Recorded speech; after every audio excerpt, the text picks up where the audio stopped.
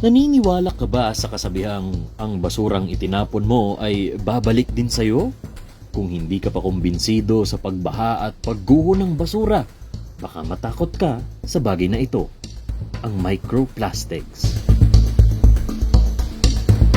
These are actually plastic that come from bigger plastic. So let's say yung mga plastic bag natin, mga plastic container natin, pag naarawan o nagkaroon ng konting degradation because of age, because of sunlight, and because of maybe the environment that it's in, water or soil, nagbabakbak yung plastic, nagiging mas maliliit siya na mga bits of plastic which are spread out into our environment.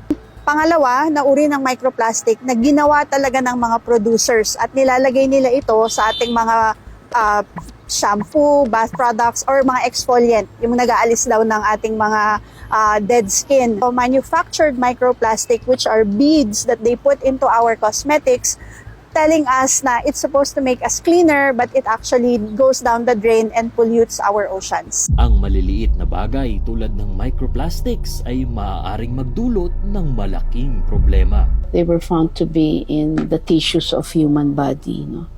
They can be lodged in the blood vessels and can cause tissue damage and can cause stroke because there's obstruction of the blood vessels. Of course, when the plastic also gets into our food and we ingest it.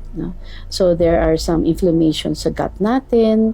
It can also cause inflammation sa liver, which we always point it to infection. We will be aware that we are getting sick not because of infections but toxins caused by our plastics. Kung iisiping mabuti, sa pamamagitan ng proper lifestyle at regular na ehersisyo, kaya nating maiwasan ng ilan sa mga top diseases na pumapatay sa mga Pilipino. Ngunit pagdating sa microplastics na isa sa mga nagiging contributor sa mga sakit na ito, paano natin ito maiiwasan? The sad truth is, hindi na natin siya maiwasan.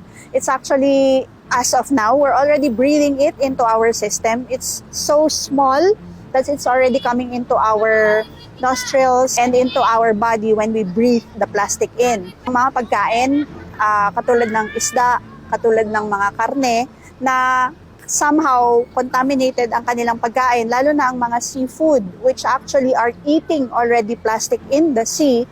Pag kinain natin yan, we ingest the plastic. Kung dati ay mayroong reduce, reuse at recycle, kailangan ata dagdagan natin ito ng isa pang R, ang refuse. Refuse single-use plastics. Kamakailan lamang muling iniutos ni Mayor Benjamin Magalong ang mas mahigpit na pagpapatupad ng City Ordinance No. 35 Series of 2017 o ang Plastic and Styrofoam Free Baguio. Ito ay ang pagbabawal sa mga public and private establishments sa paggamit ng plastic bags. Ilan sa mga efforts na mayroon ng lokal na pamahalaan ay ang donation drive ng Public Order and Safety Division. Eco bag, kahit plastic bag, paper bag, or containers na pwede nating magamit continuously, i-donate natin sa isang depository area katulad ng office namin or yung Marva and some other future sites. At doon na po kukuha ng mga bags ang mga mamamalengke. In return, they should also contribute yung mga unused bags, plastic bags, containers sa kanilang bahay, pwede nilang ibalik doon so that people can use it. Pero pwedeng iniisip mo, Tupperware? Hassle? Mas madali kaya kung plastic bag na lang? Kung ang convenience natin ay siyang papatay sa ating mga isda, mga ibon, at sa ating mga sarili, then that is not convenient. What we have to do is to think of the bigger picture and see that this little bit of convenience is actually going to punish all of us in many, many ways. Pag nakita natin yung bigger picture na yon, pag nakita natin na nakakasakit sa ating sarili itong so-called convenience na to, then it will help in us taking more decisive steps to avoid using plastic. Ang madalas na pagmulan ng microplastics ay ang plastics na ginagamit natin sa araw-araw. At ang paggamit dito ay maihahalin tulad sa isang bisyo. Sa sobrang dali at kung saan-saan makikita, mahirap na itong iwanan.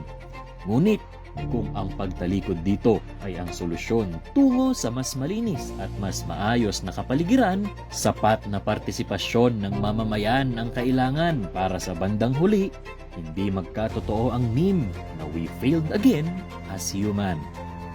Nico Gatchalian para sa ikabubuti ng kalikasan.